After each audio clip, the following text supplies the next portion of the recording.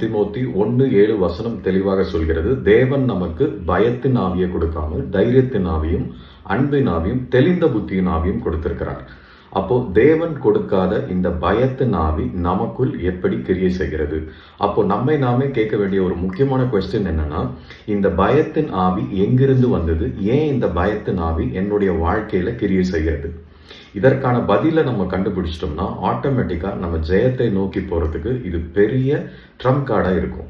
அதனாலதான் நம்மளுடைய சிந்தைகள், நம்மளுடைய மைண்ட் கம்ப்ளீட்டா வேர்ல்ட்ல ரெனியூ ஆகும் பொழுதுதான் நம்மளுடைய சிந்தனைகள் எல்லாமே வசனத்தை நோக்கி போக ஆரம்பிக்கும். நம்ம மைண்ட்ல எதை ஸ்டோர் பண்ணி அதை மூலியமா நம்ம ஆக்சஸ் பண்றோமோ அதுதான் நமக்கு டெஸ்டினேஷனை கொடுக்கும். இப்போ உலக காரியங்களை மைண்ட்ல ஃபிக்ஸ் பண்ணிட்டு அதை நம்ம போகும் பொழுது பாத்தீங்கன்னா நமக்கு பயம், தோல்வி, எதிர்காலத்தை குறிச்ச கன்ஃபியூஷன்ஸ் எல்லாமே வரும்.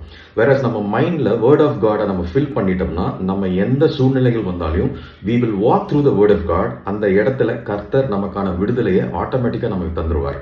ஏன்னா வசனம் எங்குண்டோ அங்கு விடுதலை உண்டு, ஆவியானவர் எங்குண்டோ அங்கு விடுதலை உண்டு. ஆவியானவர் அந்த வசனத்தின் மூலமாக நமக்கு சகலத்தையும் போதித்து அந்த இடத்துல எப்படி ஜெயம் கொள்றது அப்படிங்கறத அவர் நம்மை வழி நடத்துகிறார். ஸோ இதுதான் வேர்ல்டுக்கும் வேர்ட் ஆஃப் காடுக்கும் இருக்கிற க்ரூஷியல் டிஃபரன்ஸ். ஃபார் எக்ஸாம்பிள், இப்போ ஒரு பேஷண்ட்க்கோ இல்லை யாருக்கோ கேன்சர் அப்படின்ற ஒரு டேர்ம் அவங்க கேள்விப்பட்ட உடனே அவங்க மைண்ட்ல ஃபர்ஸ்ட் வர்றது என்ன அப்படின்னா, இது ரொம்ப கொடிய வியாதி, மரணம் 100% நிகழும், இதுல பிழைக்கவே முடியாது, இது வந்துச்சுன்னா ஏகப்பட்ட பிரச்சனைகள் வரும். இந்த தாட் நமக்கு எங்க இருந்து வருகிறது? நம்ம ஆங்காலஜி படிக்கல, மெடிசின் படிக்கல, எதுவுமே படிக்கல. அப்போ இந்த கேன்சரை குறிச்ச இவ்வளோ நெகட்டிவான ஒரு விஷயங்கள், இவ்வளோ பெரிய இன்ஃபர்மேஷன் நமக்கு எங்க இருந்து வருதுன்னா, த ஓல்டு ரெக்கார்டட் இன்ஃபர்மேஷன்.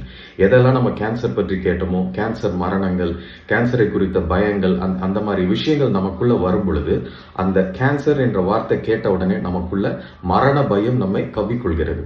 மாறாக நம்ம வசனத்துல ஸ்ட்ராங்கா இருந்தோம்னா, இந்த பைபிள்ல எந்த இடத்துல வசனத்தை நீங்க பார்த்தாலையும் கேன்சர் சுகமாக்க முடியாது, இந்த பர்டிகுலர் வியாதிக்கு சுகமே கிடையாது என்று இயேசு கிறிஸ்து ஒருபோதும் சொல்லவில்லை.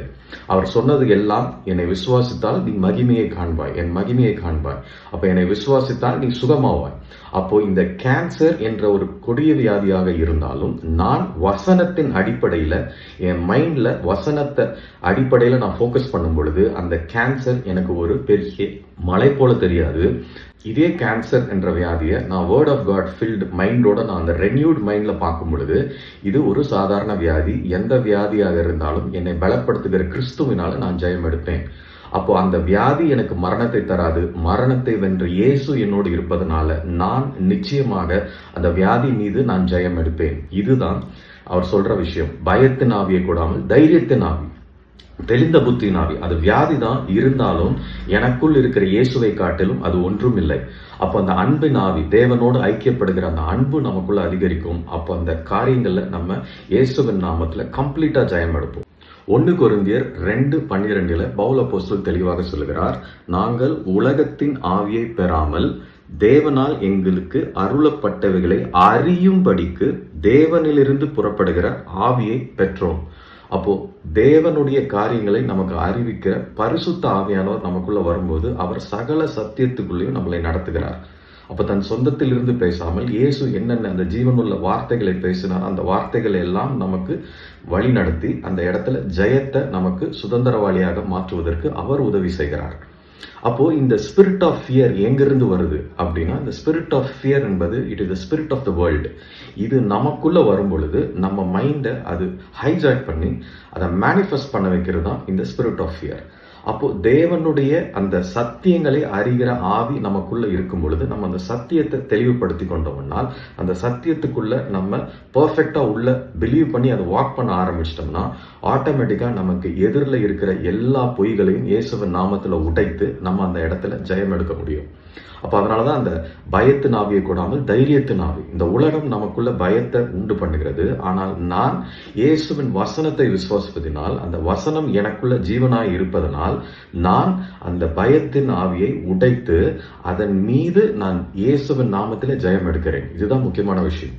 அப்போ பயப்படாதேன்னு ஆண்டவர் திருப்பி திருப்பி வசனங்கள் மூலமா சொல்றதுக்கு காரணம் என்னன்னா, நமக்கு இந்த உலகத்தின் ஆவி பயத்தையும் குழப்பத்தையும் கொடுக்கிறது.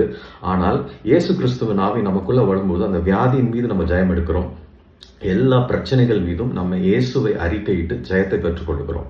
அப்போ அதுவரை நமக்கு முடியாது, இது நடக்காது என்று யோசித்துக் கொண்டிருந்த நம்மளுடைய சிந்தை அவருடைய வசனத்தினால் மறுரூபமாக்கப்படுவதனால் இப்போ அதே பிரச்சனை தான் என் கண் முன்னாடி இருக்கிறது. ஆனால் நான் இனி தனியால் இல்லை, எனக்குள்ள இயேசு இருக்கிறார். நான் இயேசுடைய கரத்தை பிடித்திருப்பதனால் இனி இந்த பிரச்சனை என்னை மேற்கொள்ளாது. நான் இயேசுடைய சத்தியங்களை அறிந்திருப்பதனால், எனக்கு தெளிவடைந்திருக்கிற இந்த சிந்தனையினால் இயேசுவின் வசனங்களை அறிக்கை பண்ணி அந்த இடத்துல நான் ஜெயம் எடுப்பேன். ஒரு வியாதி மீது நம்ம அந்த ஹீலிங் இன்ஹெரிட் பண்றதுக்கு, ஜெயம் இன்ஹெரிட் பண்றதுக்கு நமக்குள்ள அந்த சத்தியத்தின் தெளிவு இருக்கணும். அந்த கன்ஃபியூஷன் இருக்கக்கூடாது, பெனிஃபிட் ஆஃப் டவுட் இருக்கக்கூடாது. இதுவா அதுவா, நான் சுகமாவேனா ஆக மாட்டேனா, எனக்கு ஜீவன் உண்டா மரணம் உண்டா, அந்த மாதிரி ஒரு கன்ஃபியூஷன் இல்லாம நமக்குள்ள இந்த வசனம் நமக்குள்ள இருந்துச்சுன்னா நம்ம ஒரு தெளிவுள்ள சிந்தனைக்குள்ள வரும். Yes, I want to inherit the healing. இயேசு எனக்காக சிலுவையில ஜெயத்தை கொடுத்திருக்கிறார், நான் அதை விசுவாசித்து அறிக்கையிட்டு நான் சுதந்திரித்துக் கொள்ளுவேன். இதுதான் கிளியர் மைண்ட். அப்ப இந்த கன்ஃபியூஷன் மைண்டும் எங்கிருந்து வரும்னா உலகத்துல இருந்தா வருது. ஏன்னா நான் நிறைய கேன்சர் பேஷண்ட்ஸ் இறந்ததை கேள்விப்பட்டிருக்கிறேன். நான் பார்த்த எல்லா யூடியூப் வீடியோஸ்லயும் சரி, எந்த மாதிரி வீடியோஸ்லயும் கேன்சர் வந்தாவே அவ்வளவுதான் அப்படின்னு எனக்குள்ள அந்த பொய்யை மேனிஃபெஸ்ட் பண்ண வைக்கிற எல்லா காரியத்தையும் நான் அடிச்சு வரட்டுவேன். அப்போ எதிரில் யார் இந்த மரணம் உனக்கு நிகழும் சொன்னா கூட, நான் அந்த மரணத்தை வென்ற இயேசு என்னோடு இருப்பதனால I have the resurrection power and I will win over in Jesus name. இதுதான் அந்த விசுவாசத்தின் டிக்ளரேஷன். இந்த டிக்ளரேஷன் எப்போ வரும்னா, பரிசுத்த ஆவியானவர் நமக்குள்ள வரும் பொழுது நம்ம அந்த வசனத்துல நிலை நிற்கும் போது stand firm. when we stand firm with the word of God, எதிரில் வருகிற அந்த மலை போல இருக்கிற எல்லா பொய்களும் கட்டுக்கதைகளையும் நாம் இயேசுவின் நாமத்துல உடைத்து சத்தியத்தை அறிக்கையிட்டு அந்த சத்தியத்துல நம்ம ஜெயத்தை சுதந்திரிப்போம். இதுதான் இயேசு கிறிஸ்து நமக்கு கொடுத்திருக்கிற ஒரு விசேஷித்த வல்லமை. பரிசுத்த ஆவியானவர் நமக்குள்ள வரும் பொழுது அவர் சகல சத்தியங்களுக்குள்ளேயும் நம்மை நடத்தி நம்மை முற்றிலும் ஜெயம் கொள்கிறவர்களாக அவர் மாற்றுகிறார்.